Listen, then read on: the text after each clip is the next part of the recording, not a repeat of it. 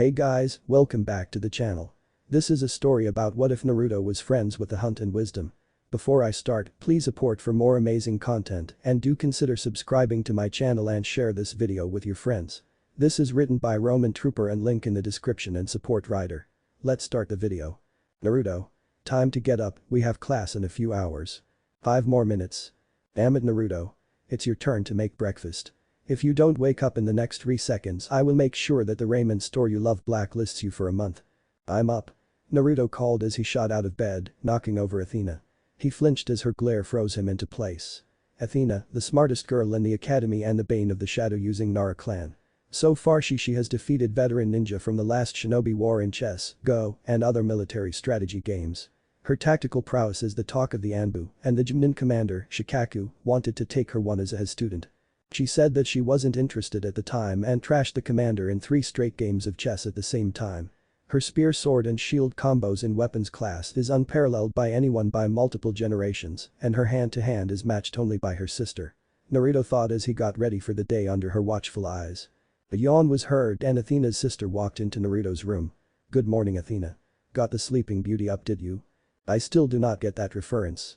Naruto grumbled as he put on his jumpsuit. Artemis, the greatest tracker, markswoman, and knife wielder in the village. Like her sister, she is a master in her subjects. She completely overthrew the record for the annual academy hunt, which was held by Sasuke's older brother until she came along. After Sasuke tried to get her to become his girlfriend, she beat him up so bad that he was in the hospital for a week. She was let go easily, after all, he did try to get too fresh with her. Because of that she is a proud member of the Kappa, Konoha's anti-pervert alliance, with a seat on the inner council. She has never missed a target that I have seen when using any kind of projectile. Only her sister has been able to give her a challenge in hand-to-hand in class. Naruto turned and looked at his 2 housemates. Athena with her long dark blonde hair and a complex braided ponytail was wearing Anbu issue pants and an average t-shirt that had an owl on it. Artemis was wearing a silver dress that went to her knees. Her hair was free but held out of her eyes with a headband. Both had the looks like some of the oldest shinobi that Naruto had met. Like they have seen much of the world and knew things that he himself had yet to think of and experience. The duo were known to beat up perverts at the school when they tried their luck. Naruto knew better not to get too fresh with the sisters, as they made it clear that as soon as he tried, they would make him suffer so great that the afterlife's place for the damned souls seemed like a resort. So what do you girls want? Naruto asked as he got out the tools needed to make the meal. I'll take some eggs, toast, sausages, and juice. Athena said as she took out a book on advanced construction. For me, I will have toast, ham, sausages, an apple, plus water if you would. Artemis stated as she started to sharpen her knife that she used when she was in a mood. Naruto rolled his eyes at the sisters as they took their sits at the table. He quickly started by placing the toast in the toaster and went to start on the eggs and meat. So, anything new with the Kappa Artemis that I missed at the last meeting? Yes, Naruto was a member of the group. Not as high up as Artemis or Athena, she became a member days after his sister, but a member nonetheless. Not much. We have made sure that the sale of that perverted series, Ichi Ichi, was banned from another location, but the books are still being sold in places where the males that dread the filth hang out or own. We were able to burn another 30 copies that were owned by one named Kakashi. Oh, and we were able to get the name of the author's main publisher. Soon we will make sure that the next issue wouldn't leave the final draft. Artemis finished with a smile. Naruto returned the smile with a grin of his own. He had a bone to pick with the fans of the books, and knowing that soon they would be able to slow down to stop for a time the sales of the perverted books was a win in his eyes. I still don't understand why the Hokage will not place a ban on the sale of the books. Athena's voice came out from behind the book her face was in. He is the leader of the village and he supports our cause. Even if he reads the books, we are only asking that they are banned from being sold and to be banned from being read in public. Naruto snorted. The books are a source of review for the village, and the wise male members of the council will not accept it. Plus I saw that several of the women voted against the passing of the ban. The girls and lone boy fell into silence. Only the fizzing of the ham was heard as each went about their respective tasks. Athena looked at Naruto as the trio walked toward the academy for the last time as students, hopefully. She and her sister could have easily graduated, but she and Artemis took the class multiple times so that the blonde-haired ninja Sobi could be on their team. I hope Tich is kind to Naruto today. He is nearing at the age limit and if he doesn't pass his dream will be in ruins before it can pass its first major requirement. Artemis had similar thoughts, but she had an idea to make the village regret not passing the boy if he failed. He had shown himself to be a great tracker for one without much training and had several traits that the if homed would make him a fine hunter. If he fails, tonight I will give him the offer to be trained by my hunt until his skills are in a level high enough that any village would want him. Although he will make a good new huntress if it comes to that. As for Naruto, his thoughts were towards the line of how he was going to pass the cloning part of the exam. The paper test he wasn't worried about as Athena was a very persuasive teacher. He shuddered as he recalled how on one paper test he failed and Athena learned of it. I still remember where each of the bruises are. He thought as walked around a cart. Several of the villagers glared at the trio, but none tried to stop the group or harm them in any way. Naruto recalled how one had thrown a tomato at each of them once. Later Naruto found out that he was attacked by owls and wolves in the middle of the night. An investigation of the man's life revealed that him and his family were selling information to Iwa and they were quickly taken to Ibiki, screaming that they were being framed. The duo's looks whenever he mentioned the event made him wonder if he truly knew anything about them. All Naruto and the village knew was that the girls were from beyond the endless sea from a place called Amur-I Circa. From some of the tales they told, it was a place more advanced than Snow Country and one of the world's powers. If only because of pure luck of the draw. The nation only became a power due to events that allowed it to step onto the world stage, if not a bit prematurely. The elders had tried on multiple times to get the girls to tell where to find the nation or how to get a message there. Or to one of the other powers. They had refused every time, as they said that they were in no position to give the information. It's for the best too. If what they say is true, many of the world powers would leap at the chance to invade the nations for the land and its natural resources. That would spark a new war as the villages would align themselves to a power and with the weaponry that Athena told me, the fighting would cause a massive new world war. Both girls said it was for the best for as long as the powers could not reach these lands, the chance for a new war was lower. I wish that they trusted me more. Naruto thought as he looked back at the girls. Feel as if they are hiding something that has something to do on way they befriend me so fast, even with the villagers' hate. The looming doors to the academy stopped his thoughts. You fail. Those words echoed inside of Naruto's head as he entered the Hokage Tower. He didn't understand, he was sure that he passed the paper test and he was one of the top Taijutsu students, thanks to both Athena and Artemis, but for some reason, his chakra went haywire during the ninjutsu section of the test. His Kawarami went perfectly, but his henge was horrible to the point it was insulting. And his bunshin. He had been working on it with his friends for the past 3 years and it was perfect 3 days before. But the white sludge on the floor had said it all. Naruto had raced out of the building so that Athena and Artemis couldn't see that he failed. But something inside of him whispered that they knew. His not coming home for the celebration feast would have clued them in by now. Got to focus. Mizuki said that I had to steal a scroll that he had marked inside the tower so that I could become a genin. Then I can show the girls that I made it. Naruto thought as he slowly tiptoed towards Jiji's office. Ducking behind a pot with a tree in it, Naruto watched as Jiji's Anbu started their rounds. After counting to the number that Mizuki gave him, Naruto raced silently through the doors to the Hokage's office and entered the room to the left. Seeing the scroll, Naruto turned to leave. Closing the doors behind Hai with the scroll on his back, Naruto started to tiptoe out. Before. Naruto. What are you doing? Shit. Sexy, no jutsu. Sound of blood gushing thud. Where is that boy? Artemis wondered as she sat on the couch, sharpening on of her arrowheads. Athena was in the armchair, polishing her shield while trying to see if she could fix the dent in it. A long story short, Naruto once took her shield and used it as a toboggan to ride down the Hokage mountain, somehow damaging it in the ride down the mountainside. Artemsi snorted, trying to suppress a giggle at the memory of Athena freaking out as Naruto slid past her on her shield. Oh, if only I had something to have recorded the moment. What is he doing right now? Artemis, can you tell it all? Athena asked her sister. Artemis rolled her eyes. Athena, he's upset that he failed again. Let's let him be alone until he feels ready to tell us. Naruto has only had his dream and us to keep him going. Because of this most recent failure, the boy probably has taken this one more personal than the others. What I don't understand was how he had failed in the first place. You made sure that he would pass the writing part and I the hand-to-hand plus the accuracy tests. His ninjutsu, while he has difficulty, should not have caused him to fail. Athena growled and rubbed harder at a bit of dirt on her shield. There lies the problem. I even used the mist to check his answers and while he missed a few, there was enough right that he should have passed without fail, but when I got the chance to see the graded form, it said that he only got half right. Mizuki was the administrator for the writing test and the one who graded Naruto's test was Iruka. You don't think he did something? Artemis asked her sister. He seems to think of Naruto as a little brother that is just like himself when he was a young lad. No, Iruka has nothing to gain. Athena's fingers started to drum on her shield. He is a teacher at heart and truly wants to see his students grow. But Mizuki he is someone that has never struck me as a loyal shinobi of the leaf. Artemis is about to answer her sister when she saw someone heading towards the apartment door. Signaling Athena, she walked toward the door, flashing on a new wardrobe. Aramis was now wearing, instead of her silver tunic, a pair of slippers, shorts and a t-shirt that had a quarter moon on the back of it. Opening the door, she saw the panting form of Iruka. "Sensei, what's the matter? You look like you have been chasing Tora again." Athena walked up and stood behind her sister, now in castle dress. It would raise eyebrows if they came to the door with their preferred looks. Iruka stared at the two before asking in a hurried and low tone. "Have you seen Naruto, you two?" "No sensei, we haven't seen him. The last we saw of him was when he was on the swing after the test." Iruka cursed. "Do either of you know where he may have gone?" "What's wrong, Iruka? Is Naruto in trouble?" "Naruto has supposedly stolen the forbidden scroll."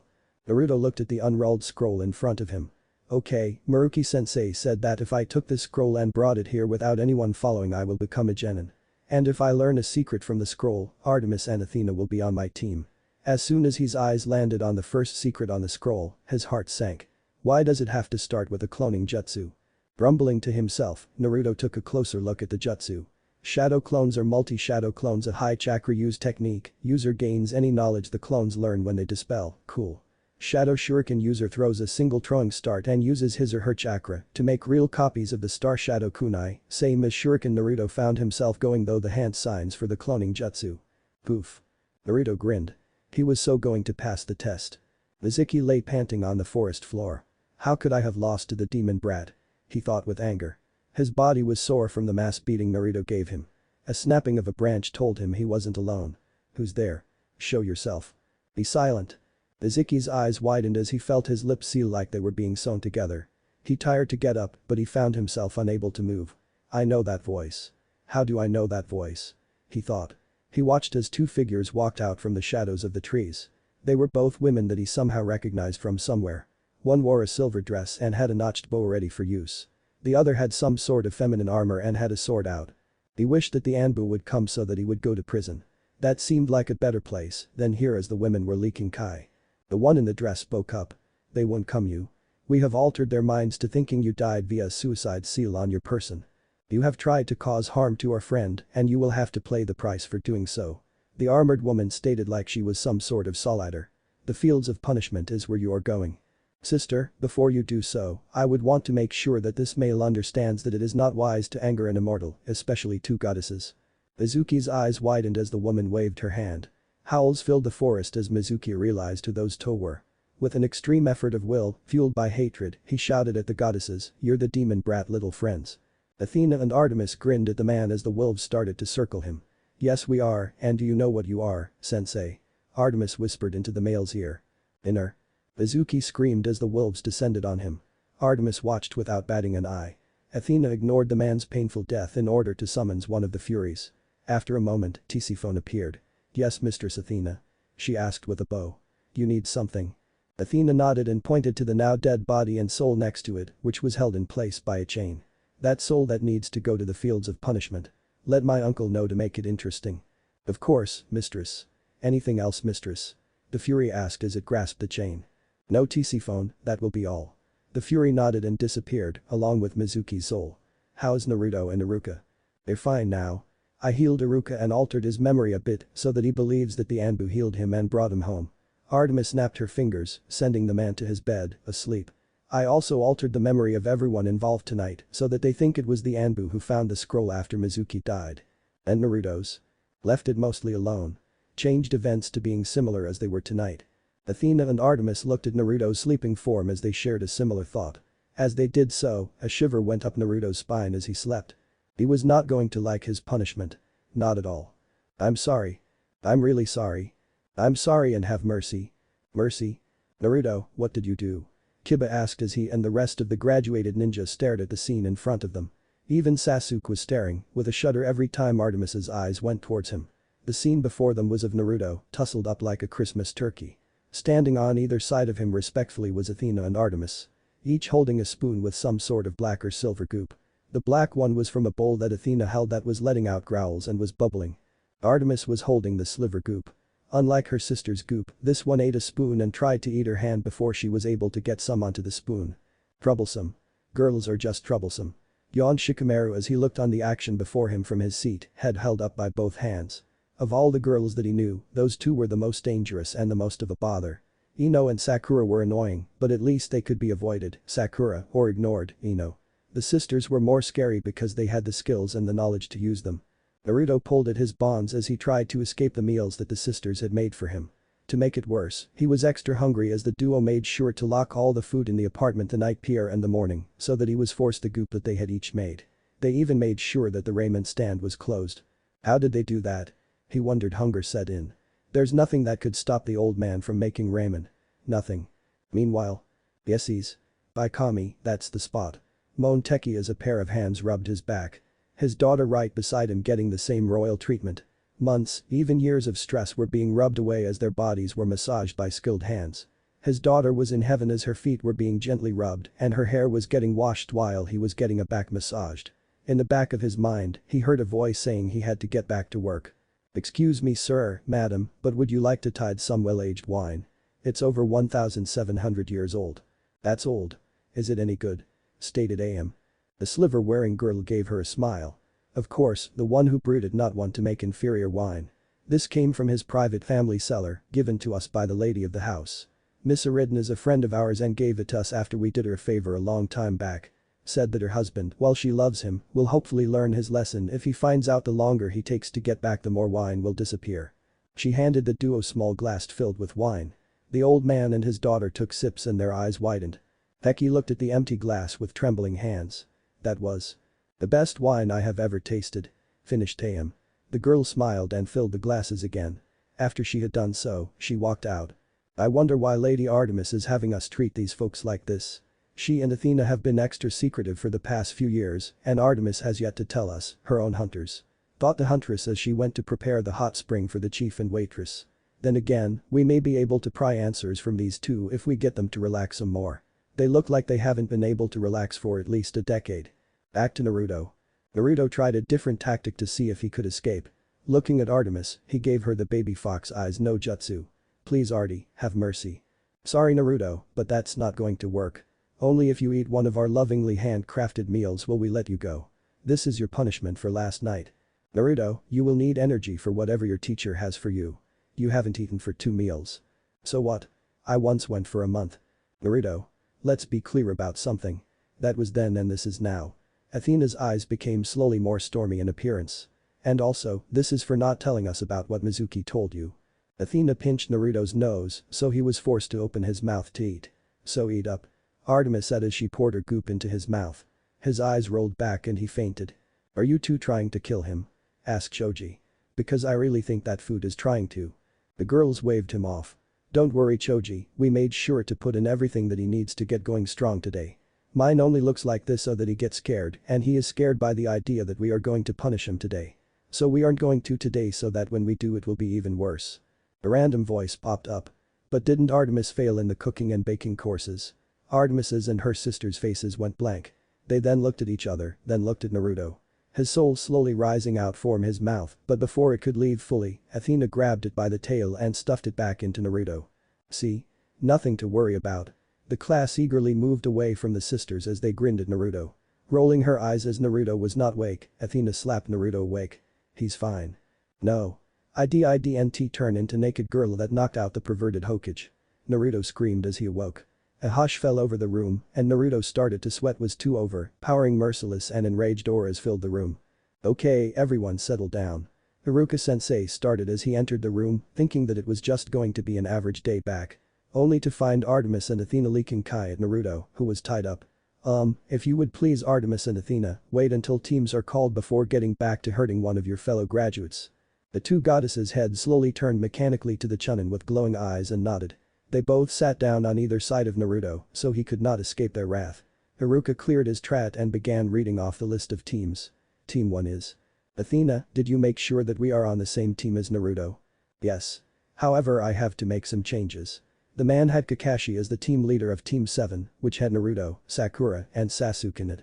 He was going to put up under a join as her test promotion test by Ursivals, but I changed it so that she and Kakashi were training the 5 of us. Good idea. He will be more than likely upset with Naruto after we had him steal his porn and lead him to believe he still had it while we burned them. Now on to the other task at hand. What should we do to Naruto? I think something original as I think a classic would draw too much attention to us. Team 7 is made up of 5 members due to some unusual events. Naruto, Sakura, Sasuke, Artemis, and Athena. Your commanders are Kakashi and Anko. Team. An interesting choice, sister. Anko is an outcast like Naruto before she gained friends. She is a fine human woman that I wish that I could have recruited into the hunt. Even so, we need to keep an eye on the members of the council and Sasuke. He wants us as we are the only ones that will give him strong children in his mind, and the council is run by his supporters. Agreed. I wish you all the best. Iruka finished and looked at this year's crop of ninja. Now here are your new squad commanders. He would have had finished, but Naruto got out of his bonds and dived out the window. If only to prolong his life from the wrath of the 2 females.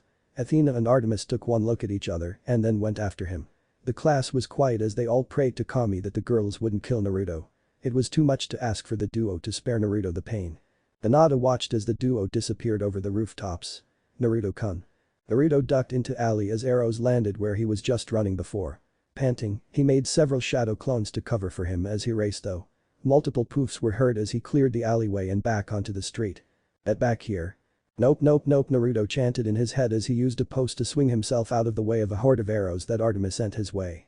Using the momentum of the swing, Naruto launched himself onto an empty stationary cart with a thud. Grasping a kunai he used it to block a slash from a sliver hunting knife while using his other hand to deflect the spear thrust coming from his other side. You're getting better, Naruto. Athena stated with a gleam in her eyes as she landed on the cart. Artemis was quiet but her eyes were of one like a predator. The cart groaned before it started to move downhill as its added weight let it be able to overcome its mooring. As it moved, the trio fought. Artemis with her knives was like a dancer, flowing in and out of Naruto's range with grace, moving from one part of the cart to the next. Athena with her spear fought Naruto at a more mid-range, or at least attempted. While she was a goddess and could just stabilize herself so that she could fight better, it would take away the fun that she was having trying to injure Naruto. As for Naruto, he moved from one part of the cart fighting defensively while looking for openings. Using his kunai and legs Naruto blocked, deflected or just outright, dodged the 2 females' attacks. Shadow clones would have helped, but with the cart moving at high speeds down the street and with Artemis and Athena not letting off their attacks, Naruto was forced not to use them. As the trio fought, a woman with purple hair and wearing a trench coat watched from above. Taking a bite of her snack, she watched as Naruto was able to knock Artemis off the cart after she got cocky and went in too close. Only by slamming one of her knives into the side of the cart was Artemis able to get back onto the cart while kicking Naruto in the face. Kakashi should have joined me in evaluating these 3, Anko thought as she watched them fight. But no, he wanted to go to each of the Genin's houses to get an idea of what to look for with the Hokage of each of their traits. Looking at each of them, Anko made a mental list of each Genin's strengths and weaknesses.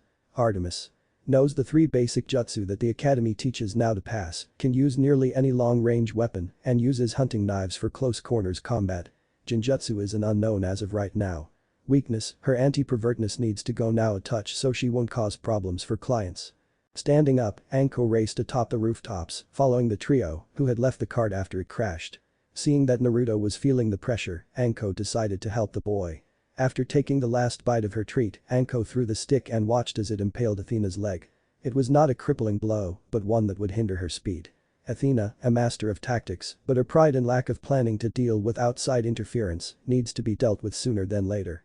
While she can use any weapon, her shield and spear combo is pretty good. I wonder what she could do if she could use shadow clones to her combination. As for Jinjutsu, she is rather weak against it almost to Naruto's level. Anko smirked as Naruto used Athena's sudden injury to throw dirt into Artemis' eyes, then making several clones to both attack and spread out so that the girls had to choose between wasting energy fighting the clones or looking for him. Naruto Uzumaki, son of Kushina Uzumaki and the 4th Hokage, bearer of the Kyuubi. His isn't what the reports say he is. Well, they were right that he has lots of energy and stamina, but that's from his mother and the seal that is draining the chakra of the Biju. Can't do a simple clone jutsu, but can do shadow clones of himself and other things. His henge is better than any other ninja that I know and his sexy no jutsu needs a tweak or two and then he could be a real head turner. Not that his girl version is, but it is lacking those fine details that we females have. As she was thinking this, Naruto was trying to think up a plan to A, not be killed and B, get away.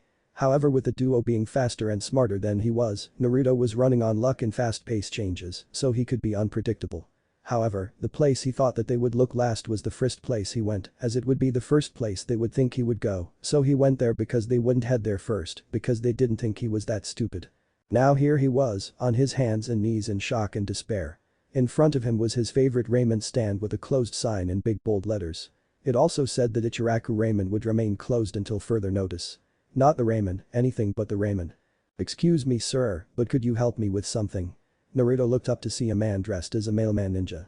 He had blonde hair and eyes that sparkled like someone who was a fellow prankster. Naruto had seen messenger ninja before, but this one was different. Not knowing what it was, Naruto chalked it up to the man's accent as it was different than any he had heard before. You see, I'm trying to find the person that this letter is for.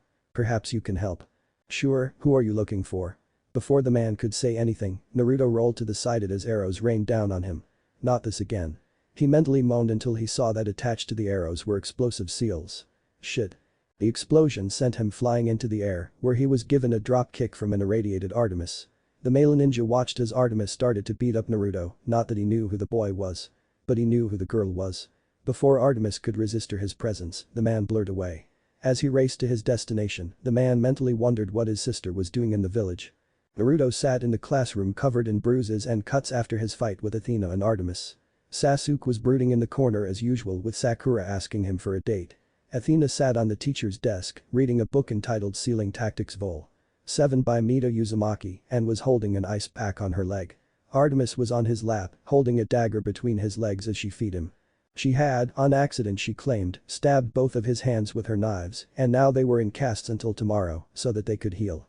Sakura said that she only did so because Naruto was a baka and shouldn't be a ninja. Artemis took a look at the girl before sitting on Naruto's lap and feeding him some rice from her lunch box. As she did so Artemis stuck her tongue out at her and Sasuke, who was about to ask her for a date don't ask. At least I am getting food Naruto thought as the dagger was pressed against his tool. He was doing his best not to think about how her butt felt on his lap or the fact that her shirt on one side had slid down, showing more breast on that side than what Artemis usually showed. I mustn't look, he chanted. Artemis put down the chopsticks before picking up a napkin to wipe Naruto's face. Before she could swipe off his face, Athena cleared her throat. Really sister Artemis thought as she got off Naruto, much to the boy's happiness to the fact that his mini-him was safe from her. Do you need any more help Naruto? No, I'm good. Naruto chucked as his sweat dropped. I was afraid that if you stayed on me for any longer I would have lost my tool. So why did you sit on my lap instead of sitting on the side? Artemis's face flared up. Athena smirked as her sister tried to come up with an excuse. While Artemis was the goddess of virgins, she was also the goddess of maidens, and at times those two were at odds within her. While she would give it up, at times Artemis acted like a maiden in love with all the signs of first love. Nothing went too far, but it was annoying for her family and hunters to deal with. It's been far too long since we connected with the other parts of our beings, Athena thought as she felt that her body was feeling off compared to a normal immortal clone foe body. If that love goddess or her son did something I will kill them. The door opened and a silver hair man poked his head in. Yo. Meet me and Anko on the rooftop in 5. He then poofed away as Sakura started to yell at him. The 4 genin raced after him so that they could avoid going deaf from Sakura's voice. Naruto walked the streets of Konoha heading home after the team meeting, thinking on how he was going to pass. Athena and Artemis had disappeared to Kami knows where so he was by himself. As he passed an alley a hand reached out and pulled him in. The figure slammed Naruto to the wall and pinned him there while also using its other hand to cover his mouth. Be silent. So what should we have for dinner? Athena asked Artemis as they walked down the street. Artemis shook her head. I have to check in with my hunters that are keeping the ramen stand owners occupied. Would you be able to interfere for me if Naruto notices? Of course, Athena stated as she looked at the prices for various vegetables for dinner. Why on the name if she trailed off as she noticed something off? Sis, feel that? Yeah. Artemis nodded. That's someone familiar but I can't tell who. I wasn't talking about that. I was talking about Danzo. Athena motioned to a hanging chime. He has been following us for the past hour. Oh him. Artemis groaned as she saw the broken up image of the creepy cripple ninja. He was a pain in her immortal side as he was worse than that one pervert that tried to peek on her in the hot springs. Artemis swore to find whoever it was and him make eat his balls. Faraway white-haired man sneezed. A hot or sexy female must be talking about me. He thought with a grin.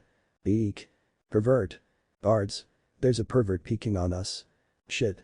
Danzo watched from his spot as the sisters walked down the street. The two were something of a thorn in his side ever since they entered the village. Interfering with his plans time and time again for Uzumaki Naruto. Narrowing his eye, Danzo watched as the sisters collected different items for dinner.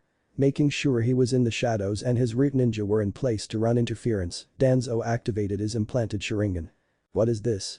He wondered as his eyes stared at the females. He had no time to dwell on what he saw as a burning feeling began in his eye. Quickly covering it, he used a shunshin, and he left the area to find out what was wrong with his implanted eye. The two goddesses smirked when they sensed Danzo leave after looking like he was branded with a white-hot iron prod. So I will take my leave. See ya sis. Athena watched as Artemis left, the mist hiding her deportation from the eyes of the mortals that were on the street. Walking away, Athena found herself heading towards her favorite bookstore. I hope that Naruto is doing alright. Naruto woke up slowly confused. That confusing vanished as soon as he saw his captor sitting in front of him, calmly drinking tea. Ah, you're awake. Good, now on to the point. Naruto tried to yell at his attacker, only to find that he was gagged and tied up in a chair. He pulled at his bonds and after a few seconds of failure, decided on glaring at the figure. The figure took a sip calmly, ignoring Naruto's glaze as whoever it was drank. Putting the cup down, the figure turned towards Naruto, who was then growling. Oh hush, I won't kill you. Well, maybe if you do not answer my questions truthfully. Now I am a busy person with lots of things to do. The figure said as a knife was pulled from behind. Fingering the tool to check its sharpness, the figure continued. What is your relation with Athena and Artemis? MMMPH. Oh yes, I forgot about the gag, silly me. The knife flashed and the gag was cut as well as sever several strands of hair and cut a wide-eyed Naruto. There you go. P. Thud. Naruto stared at the quivering knife that was impaled between his legs, thankfully his mini was safe from harm. His fearfully eyes moved up to the figure, who Naruto was sure was smiling at his pale and sweating face. Leaning forward, whoever it was whispered into his ear, "Oh, I missed. I don't miss usually, so was this luck or did I miss intentionally? The next one may or may not hit you, and I won't be sure where. So I do hope you forgive me if my fingers slip and you lose an eye or something equally important." Naruto gulped in terror as the shadows seemed to be enclosing in on him and the figure, even if the flames on the candles were burning brighter. Sakura and Sasuke waited in training ground 3 for their teammates and squad leaders. Sasuke tried to ignore the banshee that kept trying to get him to date her. The only thing on his mind was getting power to kill his brother, then finding a strong woman and raise a family. Where is the dope and the other two? Sasuke wondered as his brooded, pouted, Sakura's nagging next it to him. Morning. Sasuke looked to see Artemis and Athena walking towards him and Sakura, a traumatized Naruto clinging to them. What's wrong with the baka air, Naruto? Sakura asked, quickly saying Naruto after getting glared at by her fellow female squad mates. He's going under a Raymond withdrawal right now. Athena looked at Naruto, who was trying to escape, but failing. Raymond. Come back to me. He wailed as he tried to leave the training ground. The only reason he was not escaping was the fact he was leashed and Artemis was holding on to the end. But she was slowly being dragged by Naruto. So has Kakashi and Anko arrived yet? Sakura and Sasuke shook their heads. Nope. HNNN. Artemis rolled her eyes at the answer. Naruto had stopped trying to drag her and was now attacking, biting the rope leash like he was a puppy or, as she knew what he contained, a fox kit. Athena, did you have to take him past that store with the sale on the you-know-what? We were behind and that was the quickest way here to be on time. Athena said with a huff. Kakashi was more than likely late yesterday to test our patience and see how we would do in situations where we are to go somewhere and wait for whatever we need to. Therefore, it is likely he will be arriving within the next 5 minutes, as that will be the time he asked for. Artemis, Naruto, Sakura and Sasuke nodded as Athena made logical sense. Anko said that she was going to be coming into the test 3 hours after the meeting time to join the squad, so they were only waiting for Kakashi. After all, it wasn't if Kakashi had a habit of being late. 3 hours later. Yo. You're late. Athena and Sakura screeched at Kakashi. Artemis, being smart as she had experience with her sister, had her ears plugged. The males, however, were on the ground with their ears ringing. This is going to be difficult, Kakashi thought as he used some chakra to silence the ringing in his ears. Naruto growled as he lifted up yet another box. He, Artemis, Athena and Anko were helping a woman move into the village for another, in his words, stupid D-rank. Anko looked over her team with pride and winced when Naruto dropped the box on his foot. FK. Naruto yelled as he hopped around holding his foot. Anko rolled her eyes as she grabbed the dropped box. Oh, grow a backbone. Next time grab something lifter or something that you're not going to lose your grip on. Now move it. She finished with a shout. The snake mistress of Konoha smirked when Naruto squeaked and raced out to grab another box. I still got it. Athena rolled her eyes as Naruto raced by her to get to another box. Are you sure that you should be lifting, Naruto? The hospital only released you 2 weeks ago and the doctors told you to take it easy. Anko only allowed you to join in on this dear Ank as you were driving me and Artemis insane with your brooding. I was not brooding. Naruto grabbed a box that was within reach. I heal fast and you two have terrible bedside manners, ow. Naruto rubbed his head where Artemis lapped him. For your record, we have great bedside manners. You are just someone who doesn't know when to stay put. You were released only because we are the only ones that can keep you bedridden. Artemis flashed him a crooked smile as she walked by. I dislocating my arms and legs. Antia shrugged. It kept you from leaving. I still think we should have just given you the shots. Never. Athena and Artemis looked at each other and started to giggle at Naruto's outburst. He's fun to tease, isn't he, sis? Artemis said after she made sure Naruto was out of earshot. Athena rolled her eyes, but Artemis saw the twinkling in them as her older half-sister walked on by. You should know. You are the one with the twin. Artemis groaned. That idiot is more than likely going to be the end of me. Mother keeps on telling Tu to make sure he doesn't do anything rash, but he has to chase after females like a horny mutt. At least he has calmed down after all the centuries. It was funny when you had him turn into a dog so he could be pampered by that vet that he said was smoking hot. Artemis barked out a bout of laughter. Oh, I still have the video of him and her together.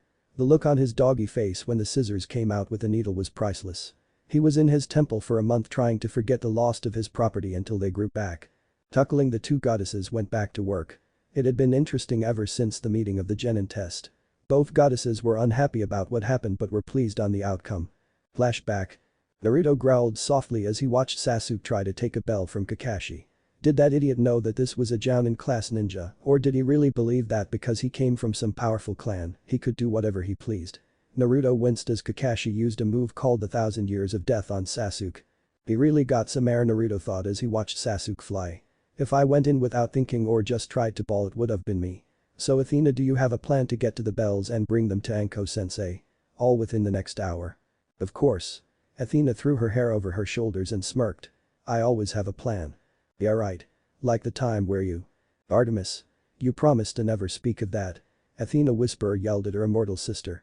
Artemis stuck her tongue out and Naruto snickered into his fist, trying to hide it as clearing his throat. Taking a few seconds to calm herself, Athena looked at her teammates. Let's go with plan 3. Naruto grinned and nodded as he disappeared into the thicket of branches and leaves. Artemis had a glint in her eyes as she knocked 3 arrows in her bow. As for Athena herself, she readied her spear and sword. Both goddesses counted down as they waited for Naruto to get into position. They didn't have to wait too long as Naruto used his headband to reflect the sun to show that he was in place. Let the game hunt begin. Kakashi turned the page of his book in boredom. So far today was going more or less like he thought it would go. Although he was surprised it was Sasuke that attacked first. Granted, he did use traps and fought well for a freshly minted genin, but Kakashi was sure that it was going to be Naruto. Sasuke was a genius and Naruto was an idiot in his books. Much like himself and Abisho and Rin. Sakura, Kakashi was pretty sure, could become a medic ninja or a genjutsu specialist if pushed like Rin was, but as for the other 2 females on the team, he had no idea. Artemis and Athena were the wild cards that he was not expecting when he was granted the ability to become a squad leader. At least he had Anko to help him out in training. But so far, Kakashi was certain that she and the strange friends of Naruto would only be a hindrance to the boy. He had nothing against Anko, it was just that he wasn't interested in babysitting and mentoring a special jounin as he was leading a team. Perhaps I can ask the Hokage if it is possible to form a 3-man squad instead of the usual 4. Kakashi mused as he read. Hearing a whistling noise, he grasped a kunai and blocked the incoming arrow. Several more came from the forest much to his hidden amusement. You do realize a ninja must never reveal his location, Naruto. Naruto walked out of the forest with a smirk on his face, bow in hand. How did you know that it was me? Artemis uses a bow too. She fires her arrows at a faster rate and while moving. Yours was too static to be hers. The sliver-haired man stated as he twirled his kunai. But a good try in improvisation. Naruto smirked only grew.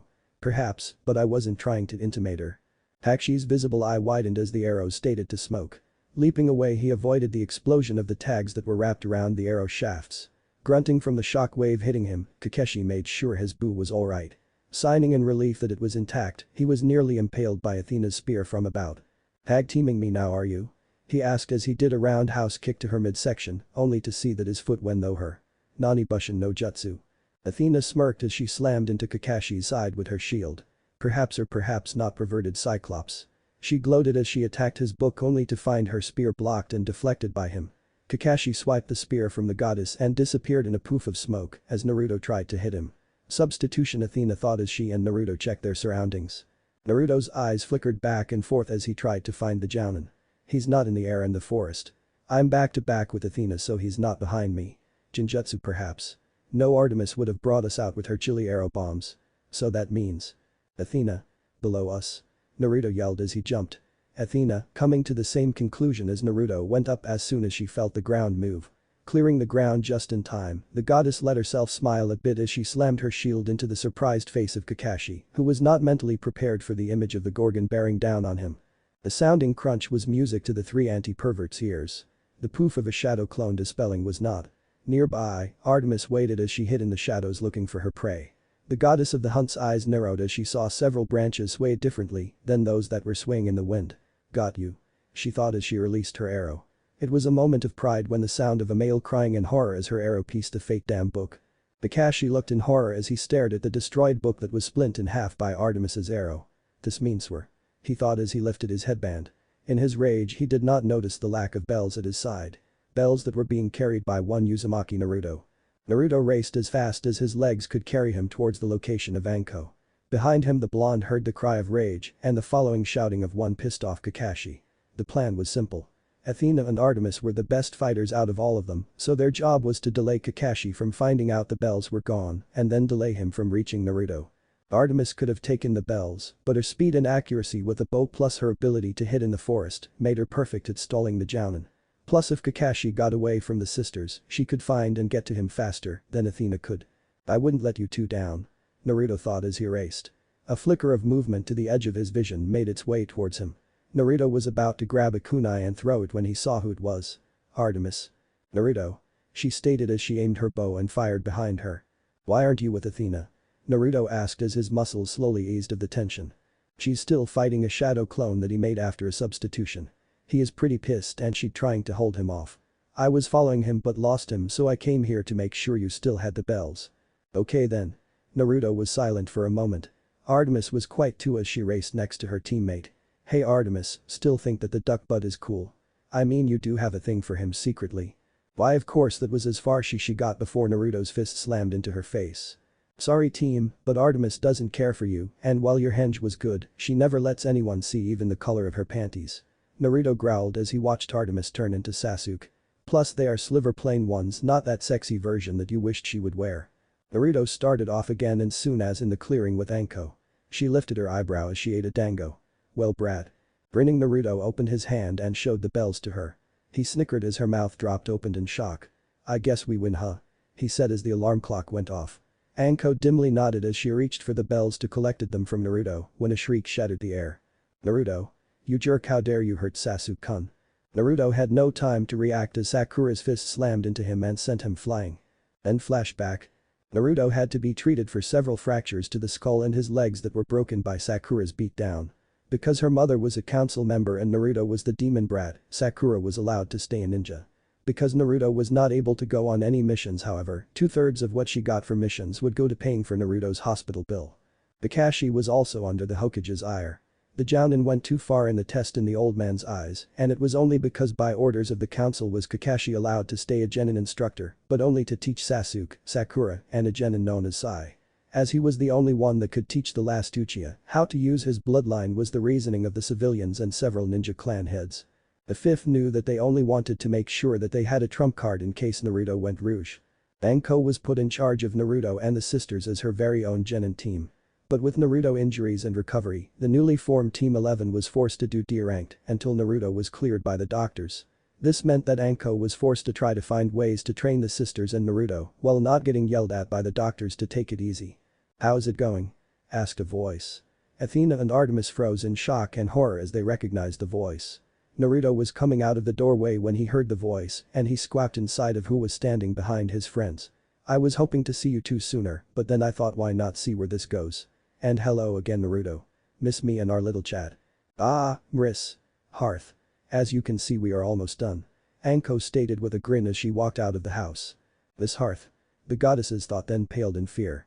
Like one of the Smith god's mechanical machines, the two sisters slowly turned towards the voice, praying to the fates that it wasn't who too late it was. Standing behind them was a woman wearing a kimono with a flame pattern stitched on. Her brown hair waved with the breeze and her eyes flickered like the flames of a slow fire. With whimpers in fear, the two goddesses knew who it was. Hestia, the goddess of the hearth, had arrived in Konoha. And she wasn't happy. The third Hokage, Hiruzen Sarutobi, looked at the piles of paperwork that he had to get down with distaste as he smoked on his pipe thinking about the past meeting he had with the Konoha Council. He cursed as he accidentally messed up on one of the documents.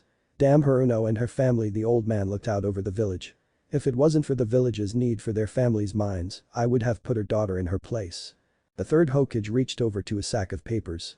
After searching the stack, he found the one that he was looking for and took it out.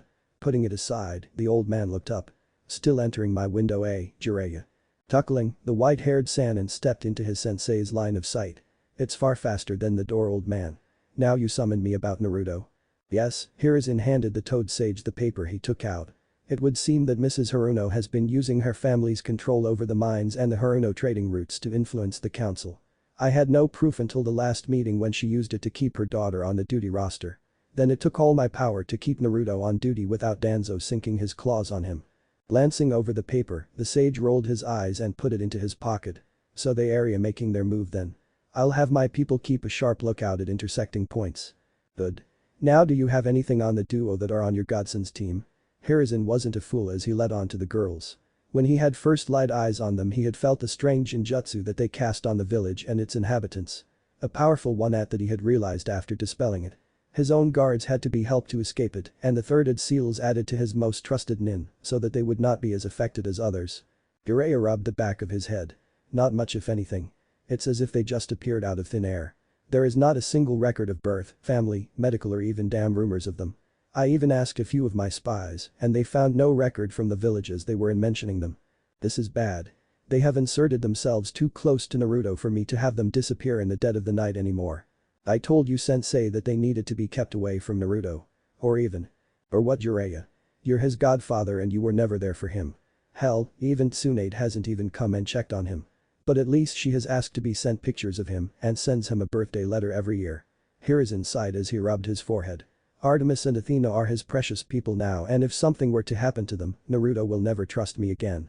They have kept him sane all this time and have been a great and major influence on him for the past years. The Sannin was about to retort when a Anbu agent appeared. Lord Third, the same Jinjutsu that we appeared when those two appeared. What? Tell me everything that has changed and how you came to this conclusion now. Hiba Inuzuka yawned as he walked down the street with Akamaru on his head. So buddy, what should we do now? Go home and train or we could go hang out with Naruto. The pup looked down at his master and yipped. Nodding at his partner's answer, Kiba turned and headed towards the Nara clan house. But point. Mom and sis are still mad at me for wetting the bed again. Hey, what's that over there? Kiba pointed down an alley. The duo walked towards the shape on the ground. Picking up a stick, Kiba proceeded to poke the unknown thing in front of him. After getting no reaction, Kiba and his partner looked at each other. Artemis and Athena held each other in terror as their immortal ant drilled into them. Naruto had fled as soon as they finished the mission, and Anko had gone after he had left a turn in her report to the cage. As the duo were being chastised they thought about what they will do to their coward of a teammate and friend. Not that they blamed him. Hestia was on the top of the list of immortals to never piss off. And again, only her siblings knew what would happen if the goddess of the hearth became enraged. Hestia's eyes burned into them as she finished. Now, as you two are a part of this mortal's life you need to understand that you have changed his fate. I had to convince those three not to come here themselves to punish you for messing everything up that Hay had planned. They are livid with you both, and if it wasn't for several favors to multiple gods and goddesses, you both could have lost your immortality or worse. But Hestia. Don't you Hestia me, young lady. I am very upset you both. I had thought that you Athena would at least remember the rules. And you Artemis, having you own hunters hold on to two mortals. If it wasn't for your lieutenant coming to me, I would have never come to this village to deal with you Artemis. They are both at least are healthy, but they are lucky that your brother didn't notice them. I have faith in my hunters. Artemis cowered under Hestia's glare. If you had faith, why aren't they with you? Is it because you are ashamed by being in association with the boy? No. Artemis exclaimed. Hestia, Naruto is my friend and my teammate. I have spent several years with the boy and he has done nothing wrong. And Hestia, Athena began hesitantly as Hestia looked at her. Naruto when we met him was alone and hurt. We have spent these past few years being a part of his life when he was alone and cared for by nearly everyone in this village. He has not family to note, many people that conspire against him, and he carries a burden that he had no choice about. Hestia took a sip from some chilled nectar as she tried to clear the massive headache that she now had. She hated to be the bad guy in things, but her nieces were forcing her hand. I just don't want them to be hurt, she thought as they argued their case to her. In fact, all I wanted was to have a relaxing break from work with Hades, but instead he was held up by his wife and Demeter. Then I had to deal with this mess, and now I have to keep this from my brother. I trust you both have no more surprises for me. Yes, Hestia. The two out-of-breath goddesses relaxed as soon as they realized that the elder goddess was not going to hurt them. However, the two missed the smirk and glint in Hestia's eyes as she took another sip. Now you both may go. Artemis and Athena rose and headed towards the door. Just as they reached it, Hestia called out to them. Now you two don't forget to wear protection, dearies. Lady Hestia. Artemis swore in Greek as a fireball flew over her head. Nearby, Athena was wrapping up her leg, which was burned by a stay explosion via seal tags. Naruto and his clones were fighting hand to hand against the enemy genin, while Anko fought the genin. Nocking an arrow, she counted before shooting it and ducking again. A scream of pain was all the knowledge she needed to know she hit something. I thought this was going to be a C-ranked. A shadow clone of Naruto complained as he was dispelled. Athena hissed as she felt the burn heal. Grasping her spear, she launched it at one of Naruto's foes, who was getting close to overwhelming her teammate. They didn't get the memo then. She snapped with irritation in her voice. Spinning on foot, she roundhouse kicked the genin that was trying to sneak up behind her, but was unable to hit his perverted giggle. How was the Hokage or the client going to know that I was sent a team to steal the message? Artemis' bow smashed the head of an earth clone and rolled to the side to avoid several earth spikes. Naruto threw several kunai at the girl who had launched the jutsu. She cursed and raced towards him while firing lava balls at Naruto, who had to dodge the flaming rocks of death. The team knew that this mission was no longer a mid-level C-ranked mission when the Iwa Genin team intercepted them, but this was getting insane. Whatever was in the message, the team thought as they tried to stay alive, better be worth it. Naruto suddenly received a memory from a shadow clone, and he knew it was time to run. Eyes. They got reinforcements inbound. He shouted as he kicked the head off a earth clone. Plan Theta. The two goddesses nodded and summoned their chakra. Summoning no jutsu. Two large plumes of smoke appeared and the Iwa Genin backed away and prepared to defend from whatever summon brought forth to the battlefield. Anko wiped the blood from her face as she led her team away.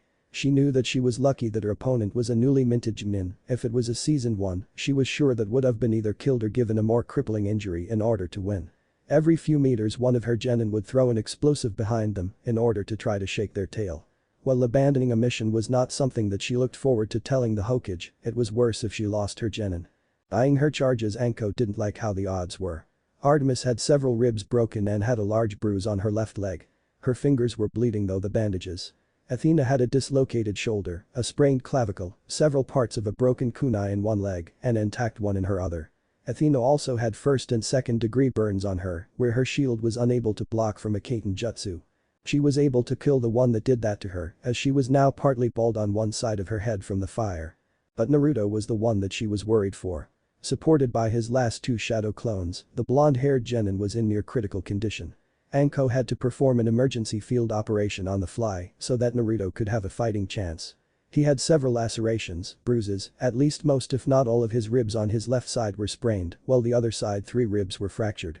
He had a mid-level trauma to the head that was showing signs of being healed, his lower legs were disconnected from his knees, several shurikens embedded in his upper back. A kunai was in his side that missed his organs but was stuck in between his ribs. He also had part of a sword that did impale him that Anko knew that if not healed within the next hour, she tried not to think of the Kaibubi being unleashed. They were all suffering from chakra depletion and low on stamina. Soon, the enemy was going to strike instead of harassing and chipping at their last final minutes of strength. I may have to kill my team. Anko tried not to listen to the dark voice inside her mind to end the genin's suffering and future suffering. Naruto would be killed for looking like a younger version of the fourth. As for her and her 2 female charges, death was better than what happened when a Kenichi was captured. Artemis screamed as her body gave out from under her and she went down to the ground hard. Athena went down next as she was caught in a genjutsu monetarily. One of their tails chose that moment to strike, but Naruto was able to summon enough strength to drive his fingers into the Iwanin's throat, killing him in a painful death. You two. Take them and follow Anko-sensei, I'll hold them off as long as I can.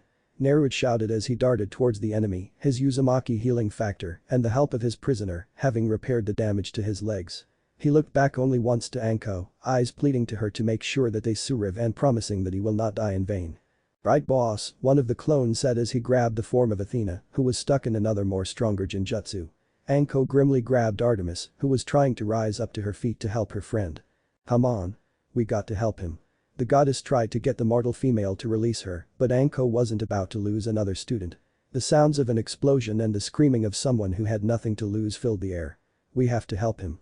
Anko just tightened her grip on the girl. There is nothing we can do now.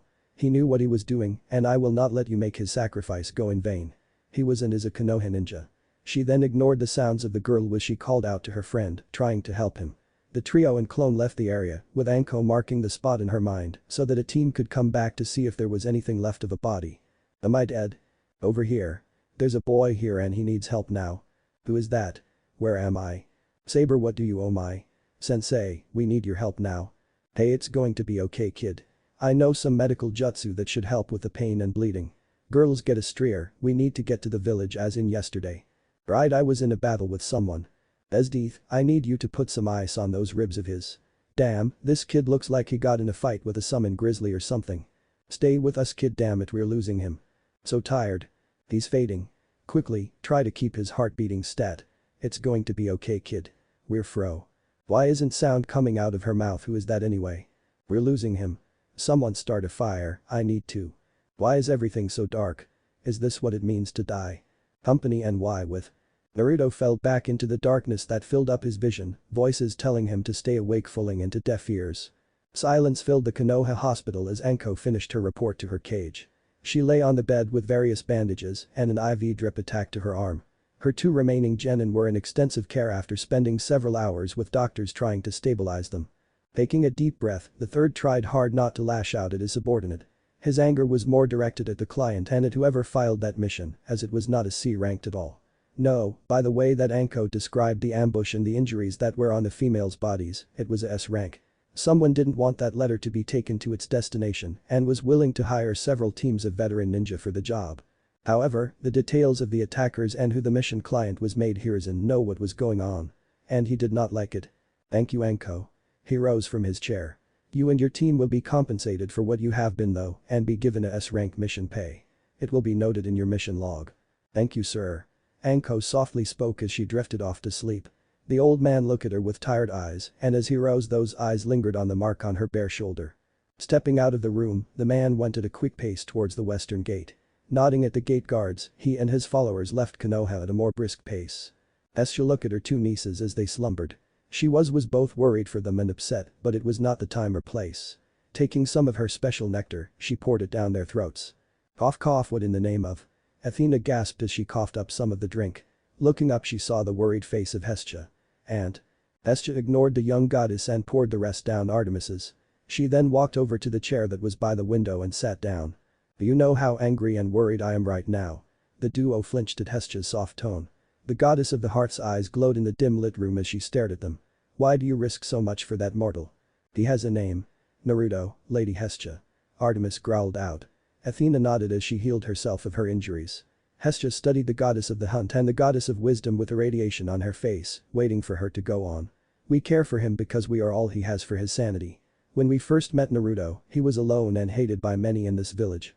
As the goddess of the hearth and family, you should know that he believes us to be his family and that is the problem, Hestia cut her off. You two are goddesses, immortals, and he has no idea that you will outlive him. I can feel the bond he has for the both of you, and if he were to find out that you two are goddesses, what then?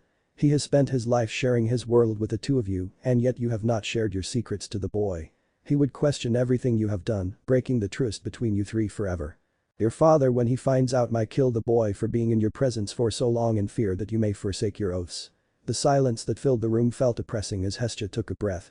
She continued with a soft voice, how would you both feel if your father kills Naruto? You two are too close to the boy, and I fear that the repercussions of your actions will hound you for the rest of your days. Bet out.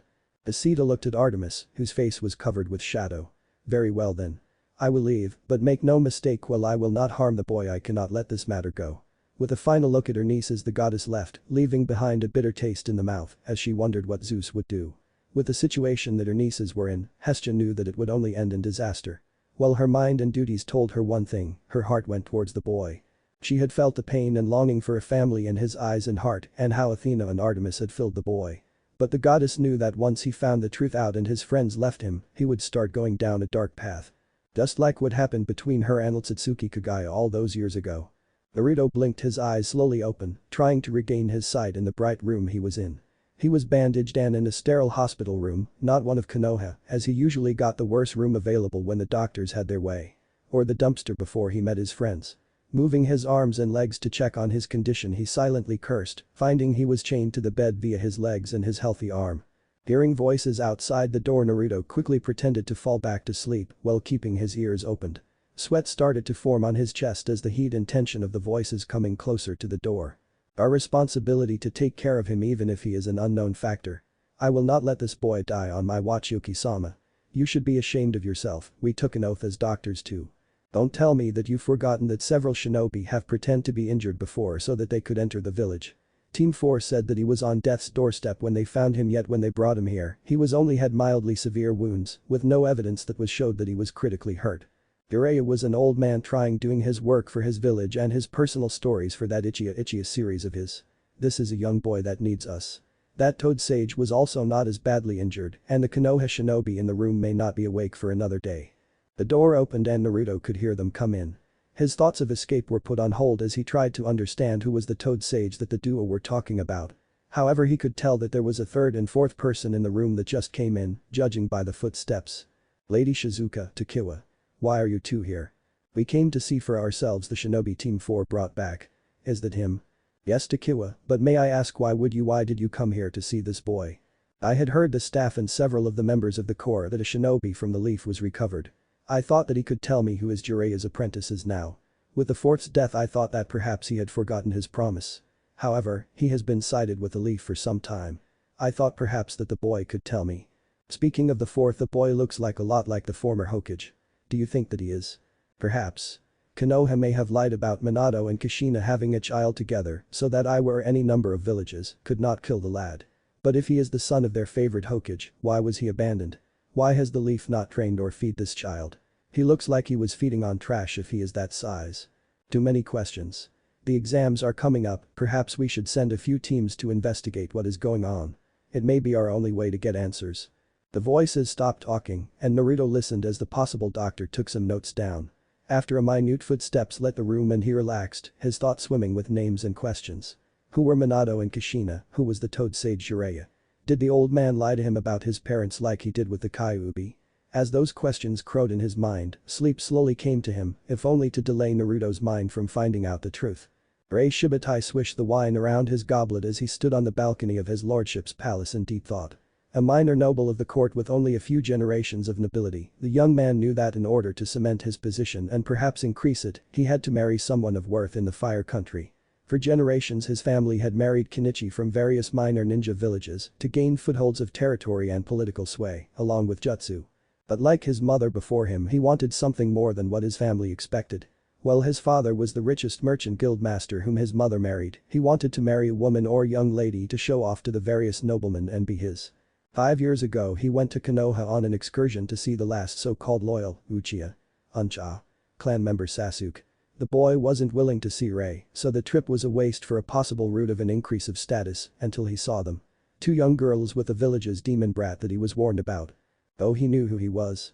Naruto Uzumaki, or to be more correct, the son of the late 4th Hokage and the one who ruined his political scheme after the 3rd Shinobi War. Not that the man knew, of course, as it was only by sheer chance that the carrier was killed as collateral damage. How he hated that man after that incident, his position in the court was threatened, and his blasted decision to marry the Uzumaki carrier instead of his older sister was an insult of the highest degree. Ray suspected that it was Kushina herself who killed his late family member, and when that masked man came, he was all too happy to aid in his attack of Konoha. Downing his wine in a swift motion, he then threw it to the wall where it shattered in 1,000 pieces. The dameable brat denied him his right to have those two by his side. Ray cursed the name Uzumaki with spit flying from his mouth. The brat was not even dead, and his spies told him that the third was on his way to his home to investigate. Could no one even finished an easy mission of an S-rank pay, but an A rank? Was that necessary? A voice asked from the shadows of the room. Ray growled. Your plan failed to cripple her and the brat failed, and the third is on his way here. I thought that your organization was the best in the elemental nations. The conflict would have allowed your group in identifying Jinchuriki and how strong they were if a war started, and I gained the death of the son of my most hated adversary, along with the two girls. After having them broken, of course, Kenichi once broken are as helpless as the filthy commoners. Stepping into the light with clear disdain and anger in her eyes, the woman sneered. If you weren't such an important part of our network in the Land of Fire, I would have you killed. DSK. I suppose you can arrange something to derail the Hokage. The Kenichi nodded. In her mind she wondered how Pain could stand for this war-mad being a part of the organization's source of funding. Out with it then. Oh, how I wish I could kill him right now. Last I heard there's an enslaver bandit group that has several A-rank shinobi. Perhaps if they were to encounter the Hokage and his Anbu, both would be taken care of. Ray was all teeth at the plan. And the Iwa ninjas. And taken care of. Escha frowned as she listened into the conversation between Shibutai and the Akatsuki woman though the fireplace. A part of her wanted to act, ending their lives, so that her nieces would not be hurt by the death of the village leader. But another part of her hoped that the plan would work, as the death of the third Hokage would no doubt be a blow to the boy, weakening him and most likely make him to lash out in his pain. Escha hated the Jinchuriki. They were too painful, reminded of her greatest failure as a goddess, and the pain of having certain beings being used as tools of war made her blood boil. With a sigh, she turned her attention back to her nephew, who was shifting from one foot to the other. You know, for a Melanin you're not acting the part, Hermes. The god of messengers rolled his eyes. You would be angsty too if your half-brother was the god of truth. Apollo has been wondering what has got his sister's attention and has been consulting Zap Happy. I'll take care of my brother easily. My sister has been wanting to be pampered and I know just the thing to get him to spice their marriage up and keep him from listening to Apollo for a while. As for your sibling, it would be problematic if his oracle went missing from the camp. Hermes rubbed his head. You know that is not easy even for myself, right? The last god who did do anything to the oracle was Hades. Vita was annoyed with her nephew. Your point? How about something that would get his attention for the next several months that no one will question? In fact, I know of a guy whose book Sunshine wants signed, I'll add them. If I got him the copies he should be in his temple more. Escha considered Hermes' plan before nodding. Apollo loved his literature and she knew who Hermes was talking about. If there was a person who she disliked, not hate, more than the boy, then it was the Toad Sage. She could not wait to have him over for dinner and a show. The meal. Roasted. Hermes shivered as his aunt began to crackle in the way women got and knew how to get revenge. Moving away slowly, the god left the house as fast as he could without incurring any notice. That was the plan. 3 Anbu ninja took note of the sand-haired Melanin, leaving Lady Heart's house with narrowed eyes. Sticking to the shadows, the group split with one of the ninja racing away for reinforcements, while his comrades followed the man with caution. The man was an anomaly that could be connected to the disappearance of the Uzumaki container. With the exams beginning in several weeks, it was better to be safe than sorry. Leaping over an alleyway and into training ground 12, the duo were sidelined by a giant ram on fire. You know it's not nice following someone. Eyes widening, the woman took her sword and slashed to her left as she ducked under a blade from their target. I'll have to educate you about harming travelers. Brayton. Furasu HM. Her partner unleashed a ball of lighting at her attacker, whose only response to the attack was to move his head out of the way. Eyes wide, he almost missed several needles aimed for her junk, legs and arms. Flipping his sword into a reverse grip, Hermes sliced off the Anbu's mask before kneeing her in the gut. Grasping her hair, he then jerked her head up and smashed the hilt of his sword into her face, knocking her out. That's one. Seeing his partner being dispatched so quickly made the last Konohanin nervous, and he hesitated for a split second. He did not see the attack that killed him. Oh man, George, did you have to kill him? Shove it, Martha. At least you didn't have to pretend to be the handle for his postal bag this time. Hermes rolled his eyes as his snakes on his symbol of power bickered back and forth. Reaching out, he grasped the soul of the man ninja to take to the underworld. Thanos was on vacation after a failed prank Hermes attempted on the death god, ruined his uncle and half-sister's wedding anniversary. Hermes shivered as even his father wasn't able to spare him from the duo's wrath. 10 years of work of collecting souls to pay for the damages, no-cost mail service for those who were caught up in his prank, and worse of all, he had to listen to the ranting of his mother for over an hour. His mother wasn't so bad if it was only words, but no, she took away his powers and had him be her person attendant for her tea party for young ladies, while being in a form of a 12-year-old. Not doing that again. Hermes shivered at the memory of all those mothers pinching his cheeks, along with being forced to play dress up. Rolling his eyes at the struggling soul, he vaporized the body before altering the memory of the woman who followed him into one of following a traitor and fallen unconscious after killing him instead of a male ninja. He had checked, the man whom he killed was a missing nin from Suna that worked for the Akatsuki. Snapping his fingers, he dissolved into nothingness with the soul to the underworld, his business finished with no one the wiser. But the fall of the platoons at the Iron Pass between Iowa and Konoha, the village of Stone had unpredictable access to the mainstage farming community of the Land of Fire, as well as a direct route to both the capital and mines. While the Jounin know as Minato did his historic victory of a battalion of Iowa shinobi, it was the actions of Kushina Uzumaki that shifted the war back in favor of our allies. Although not a member of our proud village, Kushina was a woman whom I must decree would have been a welcome member had it not been for the alliance between Konoha and her fallen home. Using her bloodline and skills alongside the nine-tailed beast chakra, Kushina was able to fend off the Cage and his elite guards in the battle now known as the Demon's Playground. Records are hard to come by, but her actions resulted in the saving of the capital from being sacked in the surprise raid by the Iowa Nin, while the bulk of their attack force was at the fortress of Raji, the largest mining firm in the land at the time.